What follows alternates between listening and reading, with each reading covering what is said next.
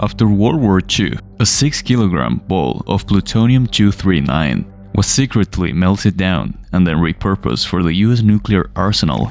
Initially meant for use over Japan in World War II, this core was never used as a nuke, but it had already demonstrated its lethal power. Before its destruction, this solid sphere had been responsible for the deaths of 2 leading prominent physicists. This is the tragic story of what became known as the Demon Core.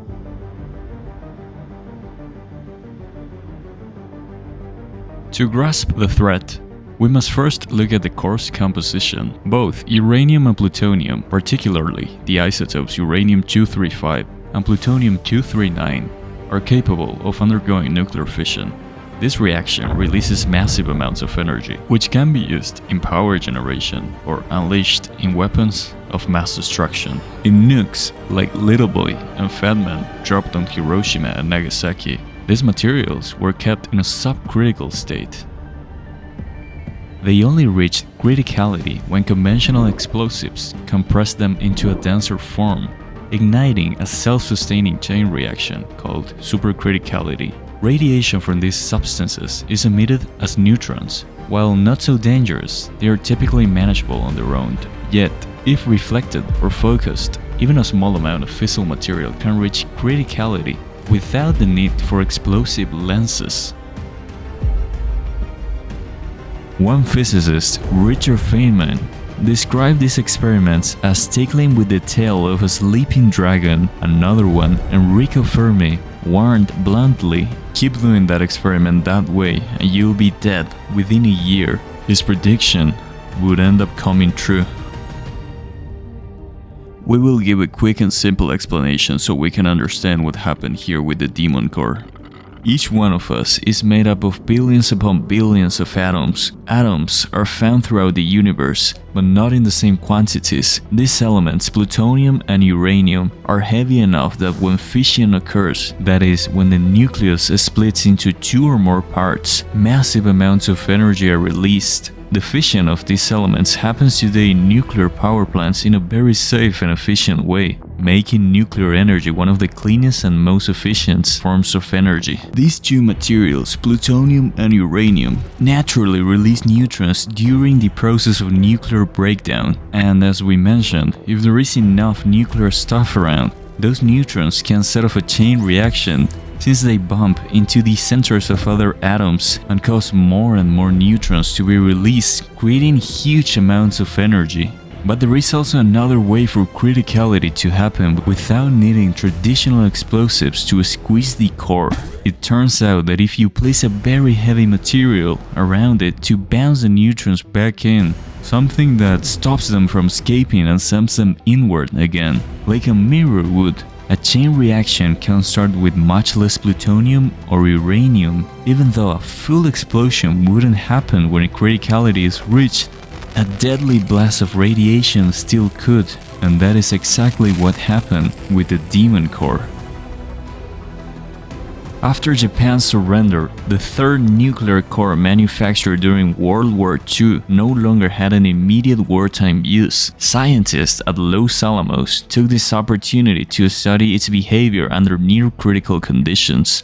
Otto Robert Frisk was assigned to investigate neutron multiplication in uranium and plutonium. The goal was to better understand criticality thresholds, how close the core could get to a self-sustaining reaction without actually detonating. These experiments were cutting edge at the time and very risky. On the night of August 21, 1945, physicist Harry K. Dahglianl Jr. was working alone in the lab, positioning heavy tungsten carbide bricks around the core. His goal was to determine how many bricks and in what arrangement would reflect enough neutrons to push the core to criticality. Earlier that day, his instruments showed the reaction was approaching dangerous levels of radiation. He made the choice to halt the experiment, but later that same night, he returned, driven by curiosity. When he got to the lab, he started placing the bricks the same way he had done earlier that same day. While he was placing one of the last bricks, the radiation reader warned him that if he placed another one, the core would become critical. So as he placed another brick, this one slipped from his hand and fell onto the assembly. The system went instantly critical. A flash of blue light and a wave of heat erupted in the lab. Harry instinctively knocked off the brick with his hand, but it was too late. The damage was already done.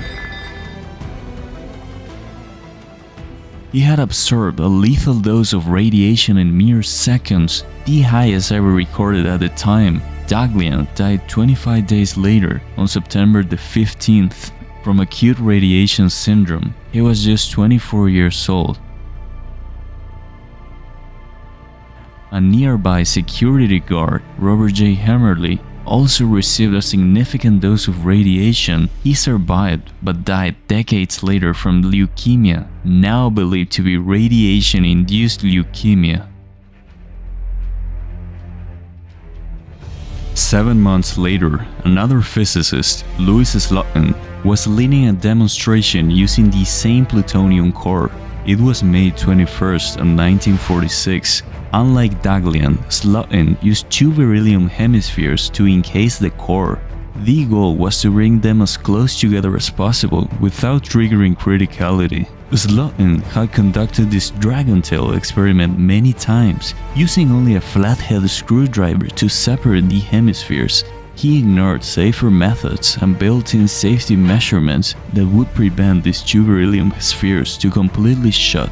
To compensate for this, he would use his bare hand and lower the upper hemisphere, while with the other hand, he would hold a flathead screwdriver between the 2 hemispheres. Slotin was already experienced at this, and he had done this several times. The afternoon of the accident, Slotin was doing the same experiment with many colleges in the room, but this unfortunate time, as 8 colleges observed, the screwdriver slipped. The hemisphere snapped shut. Again, the room was flooded with a burst of blue light and searing heat. The core had gone supercritical. Slotin shouted for everyone to freeze while they were running.